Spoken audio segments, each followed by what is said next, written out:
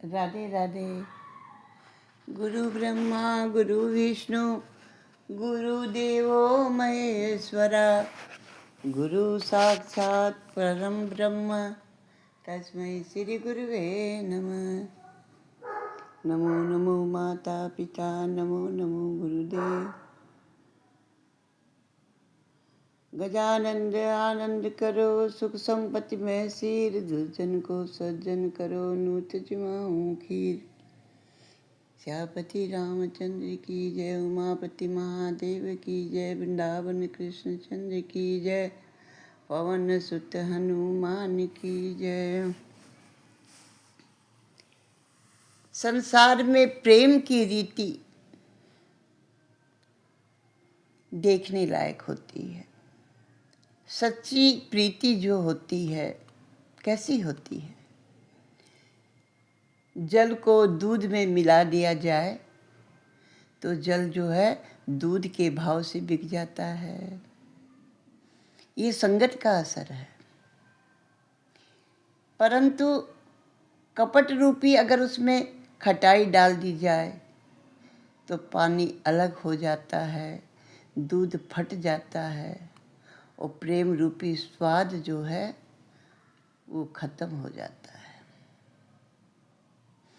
भगवान के प्रेम में छल कपट नहीं चलता।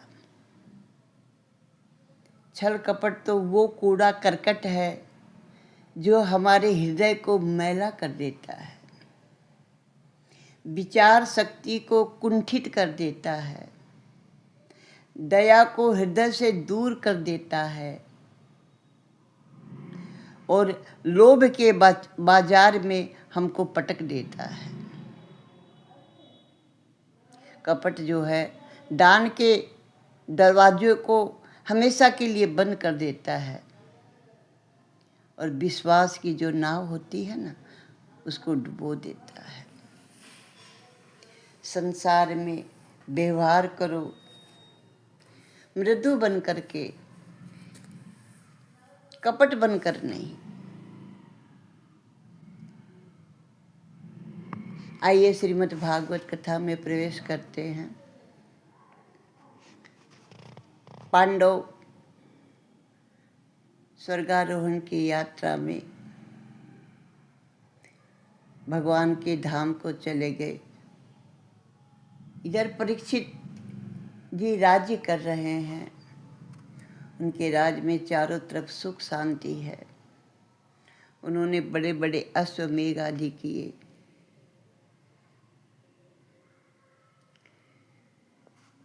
परीक्षित जी धर्मपरायण राजा हैं। उनके मन में दया, धर्म, दान, सेवा, प्रजा के प्रति प्रेम अपार था। सारी प्रजा सुख से थी।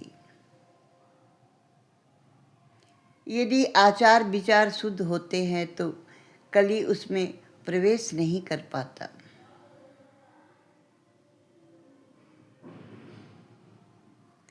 सत्यपूर्ण और शुद्ध व्यवहार तो हमारा है नहीं और केवल हर पूर्णिमा के दिन भगवान सत्यनारायण की पूजा करे, उससे कोई लाभ होने वाला नहीं। सत्यनारायण की पूजा सत्यभाषी को ही फलदायी होती है। एक दिन आश्चर्यजनक घटना घटी। परीक्षित राजा दिग्विजय करने के लिए निकले थे। घूमते घूमते वह सरस्वती नदी के किनारे पहुंच गए। वहां उन्होंने देखा एक गाय और एक बैल को एक काला सा पुरुष लकड़ी से पीट रहा है। बैल जो है वो धर्म का स्वरूप है। गाय जो है वो पृथ्वी का स्वरूप है। गाय माता की आंखों से आंसू बह रहे थे। धर्म रूपी बैल, उसके दुख का कारण पूछा गया तो पृथ्वी कहती है कि श्री कृष्ण भगवान पृथ्वी लोक से अपनी लीला समेट करके चले गए, सो ये संसार पापमय कलयुग की कुदृष्टि का शिकार हो गया।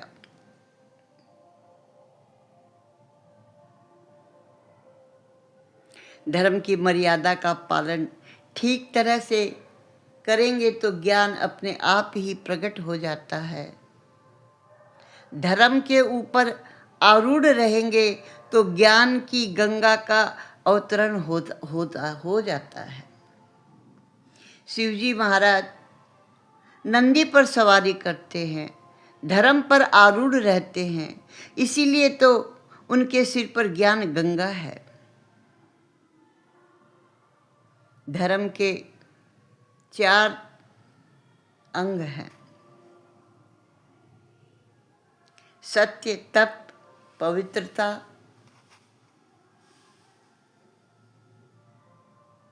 और दया। इन चारों का योग जो है वो धर्म है। इन चारों अंगों पर ही धर्म आधारित रहता है। जब सतयुग था तो चारों अंग विद्यमान थे। त्रेता में 3 युग, द्वापर में 2 अंग रहे, कलयुग केवल 1 अंग के ऊपर अवस्थित है। 1 पाँव है, 3 पाँव जो थे नष्ट हो गए। सत्य चला गया पृथ्वी से, तप चला गया, पवित्रता चली गई।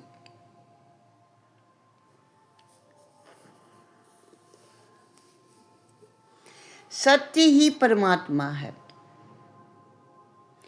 सत्य और परमात्मा में कोई भिन्नता नहीं। जहाँ सत्य होता है परमात्मा वहाँ रहते हैं। जो असत्य बोलते हैं उनका पुण्य जो है क्षीण हो जाता है, क्षय हो जाता है। सत्य के सहारे मनुष्य जो है नारायण के पास जा सकता है।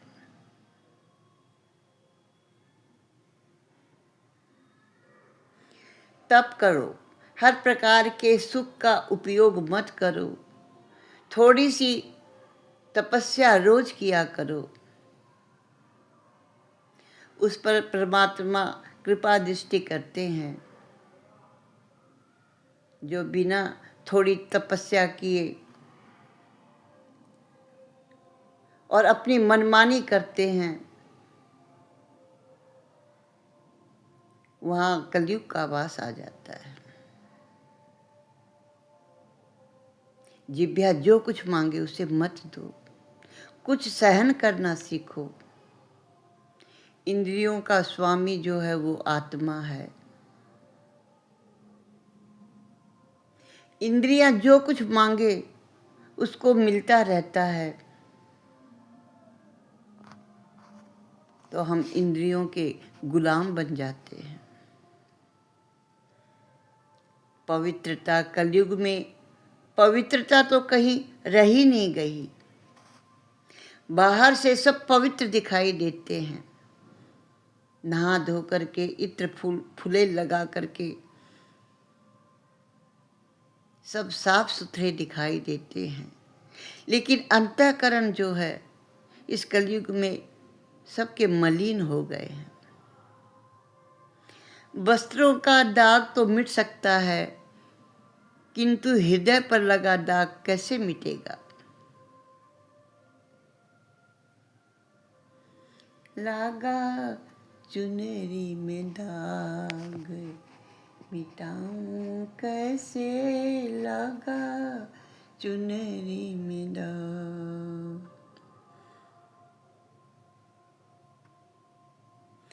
जीवात्मा ऐसे तो सब कुछ छोड़ करके उसे जाना पड़ता है, लेकिन मन तो उसके साथ ही जाता है ना। पूर्व जन्म का शरीर नहीं रहता, लेकिन मन वही रहता है।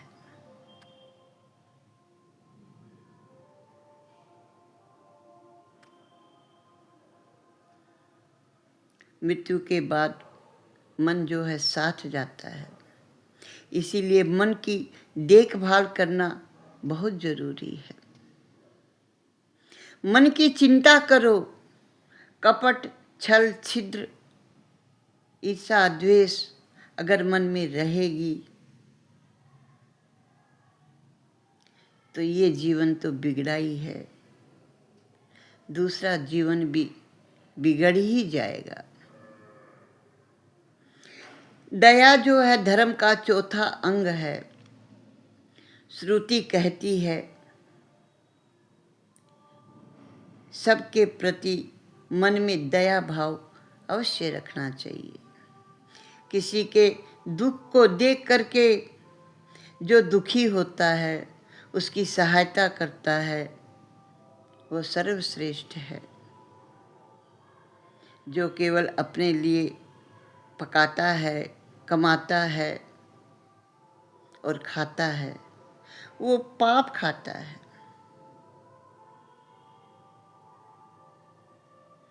लक्ष्मी जो है ये चंचल है, वह आज यहाँ तो कल वहाँ। इसमें एक कथा आती है कि एक दिन प्रातःकाल सत्यदेव राजा जगे तो उन्होंने अपने घर से एक सुंदरी को बाहर जाते देखा। राजा को बड़ा आश्चर्य हुआ। उसने उन स्त्री से पूछा, आप कौन हैं? उसने उत्तर दिया, मेरा नाम लक्ष्मी है, मैं अब आपके घर से जा रही हूँ। राजा ने उन्हें रोका नहीं। कुछ देर के बाद एक सुंदर पुरुष घर से बाहर निकला तो राजा ने उनसे पूछा, आप कौन है? उन्होंने कहा, मैं दान हूँ। जब लक्ष्मी यहाँ नहीं रहेगी तो तुम दान कैसे करोगे? इसलिए मैं भी जा रहा हूँ। फिर एक तीसरा पुरुष घर से बाहर निकला। उससे पूछा, आप कौन हैं? उसने कहा, मैं सदाचार हूँ। जब लक्ष्मी दान ही नहीं रहेंगे तो मैं रहकर यहाँ क्या करूँगा? राजा ने उससे भी कुछ नहीं कहा, वो भी चला गया। थोड़ी देर बाद एक सुंदर पुरुष बाहर जाते देखा। उनको पूछने पर उन्होंने बताया कि मैं यश हूँ। जहाँ लक्ष्मी, दान, सदाचार नहीं है वहाँ मैं रहकर क्या करूँगा? राजा ने उसे भी जाने दिया। कुछ देर बाद एक सुंदर युवक घर से बाहर जाने लगा। उन्हें पूछने पर उन्होंने परिचय दिया कि मैं सत्य हूँ। जो आपके यहाँ लक्ष्मी नहीं, दान नहीं, सदाचार नहीं, यश नहीं, तो मैं अकेला रहकर क्या करूँगा? मैं भी उनके साथ जा रहा हूँ। तब सत्यदेव राजा ने कहा, मैंने तो आपको कभी छोड़ा ही नहीं, मैं तो सदा सत्य पर रहा, फिर आप मुझे छोड़कर कैसे जा सकते हैं? आपको अपने पास रखने के लिए ही तो मैंने लक्ष्मी, यश आदि को त्याग दिया। मैं आपको नहीं जाने दूंगा। आप मुझे छोड़कर चले जाएंगे तो मेरा तो सर्वस्व ही लुट जाएगा। राजा की इस प्रकार की प्रार्थना के कारण सत्य नहीं गया, वहीं रुक गया। तब थोड़ी दिन के बाद लक्ष्मी, दान, सदाचार, यश सब राजा के पास वापस लौट कर आ गए। जहाँ सत्य होता है वहाँ लक्ष्मी, दान, सदाचार, यश को आना ही पड़ता है। बिना सत्य के ये सब व्यर्थ हैं। इसलिए स्पष्ट है कि सत्य जो है वही सर्वस्व है। बाकी की चार संपत्ति चली भी जाए तो कोई चिंता की बात नहीं, किंतु जीवन से सत्य नहीं जाना चाहिए। सूत जी वर्णन करते हैं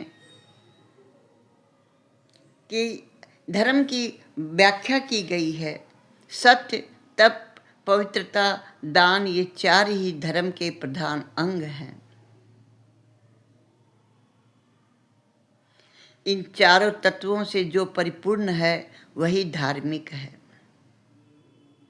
सतयुग में ये चारों तत्व थे। त्रेता में सत्य चला गया, द्वापर में सत्य और तप दोनों चले गए,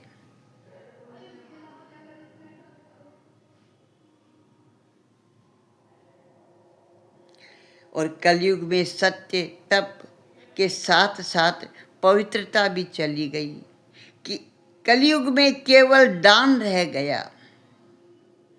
कलयुग में दान ही प्रधान है। कलयुग में केवल दान और दया के सहारे ही धर्म थोड़ा बहुत बचा हुआ है। राजा परीक्षित ने देखा एक बैल केवल एक पांव पर खड़ा है और वह काला पुरुष उसे लकड़ी से मार रहा है।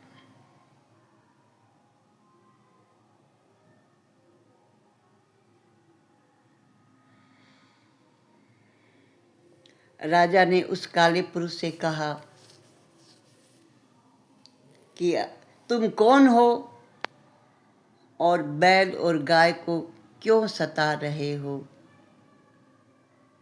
तब उस पुरुष ने कहा, मैं कलयुग हूँ महाराज, अब मेरा समय है। आपकी धर्म के कारण मैं अभी तक आपके राज्य में प्रवेश नहीं कर सका। राजा परीक्षित ने कहा, तुम प्रवेश भी नहीं कर पाओगे, तुम मेरे राज्य से दूर चले जाओ।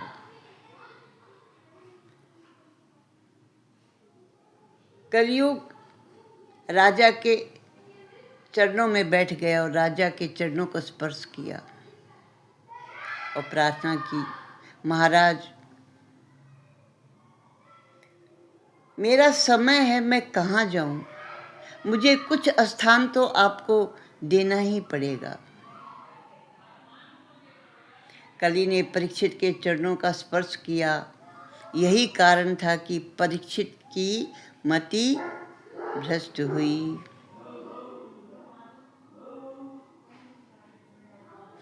जिस मनुष्य के स्वभाव और चरित्र से हम अनजान होते हैं उसका हमें कभी स्पर्श नहीं करना चाहिए।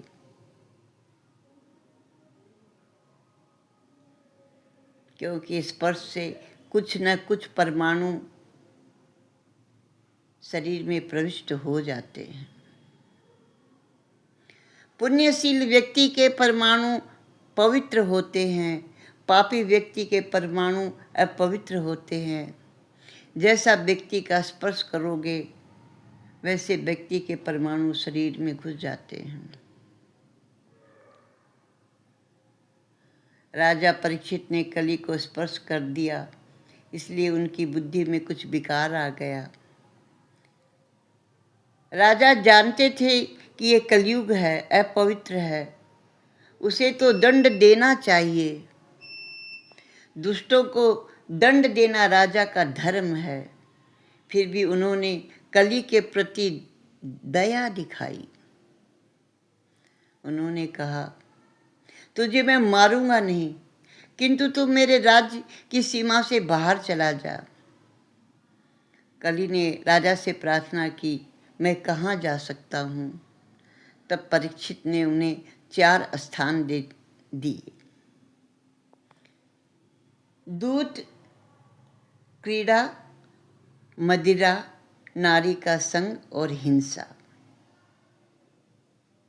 इन 4 स्थान में क्रमशः असत्य रहता है।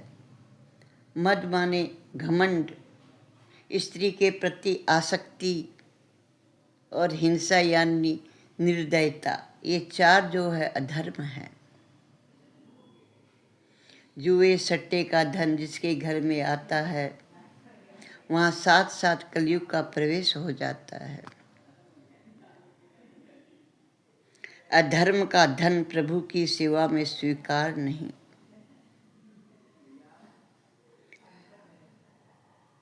कलयुग ने कहा, महाराज ये 4 स्थान आपने दिए, कम से कम ये चारों स्थान तो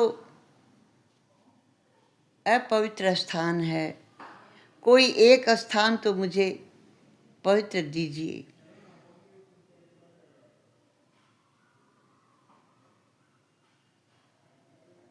तो परीक्षित ने उन्हें स्वर्ण में रहने की अनुमति दे दी।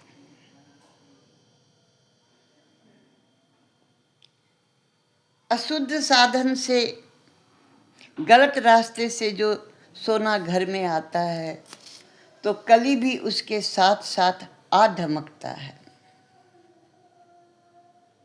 अनीति के द्वारा धन कमाने वाले को तो कली जो है दुखी करता ही करता है।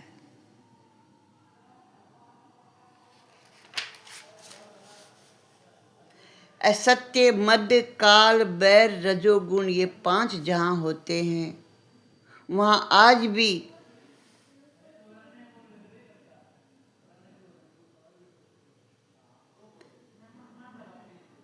कलयुग की भरमार है। जिस घर में नित्य प्रभु की सेवा होती है, स्मरण होता है, शुद्ध कमाई से धन आता है, वहाँ आज भी कलयुग का प्रवेश नहीं है। कलयुग ने सोचा कि राजा ने 5 स्थान रहने के लिए दिए, अब कोई तकलीफ नहीं। अब परीक्षित राजा के घर में भी मैं कभी न कभी घुस ही जाऊंगा। एक दिन राजा परीक्षित की जिज्ञासा हुई कि खजाने में देखूं तो सही, मेरे दादा परदादाओं ने मेरे लिए क्या रख छोड़ा है। तो उन्हें एक बंद पेटी दिखाई दी। उसको खोलकर देखा गया तो उसमें स्वर्ण का रत्न जड़ित एक मुकुट देखा। राजा ने बिना सोचे समझे उस मुकुट को धारण कर लिया। ये मुकुट जरासंध का था। जरासंध के पुत्र, उसका नाम भी सहदेव था। उसने मुकुट मांगा कि मेरे पिता का मुकुट मुझे लौटा दो, परंतु उसे लौटाया नहीं गया और भीम जबरदस्ती मुकुट ला करके खजाने में एक पेटी में बंद कर दिया।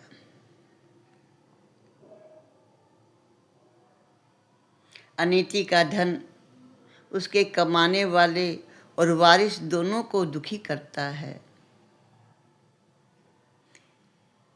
इसीलिए उस मुकुट को पेटी में बंद करके रखा गया था। आज परीक्षित ने देखा और उसे पहन लिया। वह मुकुट अधर्म से लाया गया था, इसलिए उसके द्वारा कली ने परीक्षित की बुद्धि में प्रवेश करने का मार्ग प्राप्त कर लिया। इस मुकुट को पहनकर राजा परीक्षित वन में शिकार करने के लिए गए।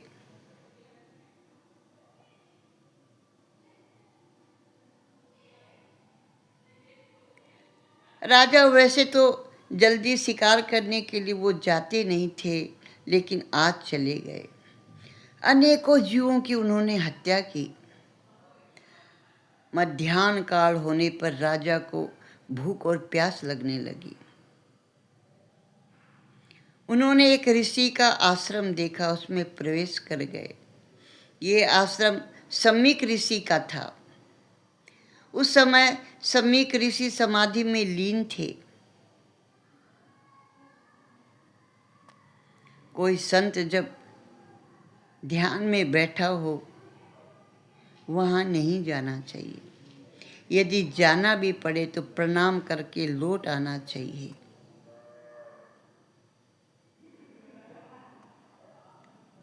परीक्षित ने सोचा कि मैं देश का राजा हूँ, ये मेरे राज्य का ऋषि है, इन्होंने मेरा स्वागत नहीं किया। शायद स्वागत न करने का नाटक करके आंख बंद करके बैठे हैं, क्योंकि राजा की बुद्धि में तो कली ने प्रवेश कर लिया था। समीक ऋषि की सेवा कराने की इच्छा उनके मन में जागी। उन्हें दुर्बुद्धि ने घेर लिया और उन्होंने एक मरा हुआ सांप समीक ऋषि के गले में पहना दिया। उन्होंने एक तपस्वी का अपमान किया।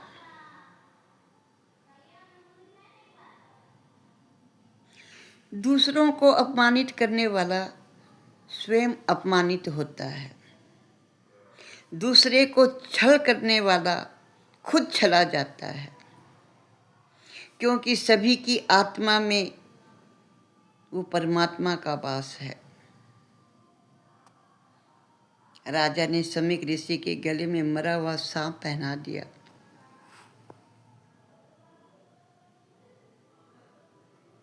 उन्होंने समीक ऋषि के गले में सांप नहीं पहनाया, उन्होंने खुद के गले में काल रूपी सर्प को पहन लिया।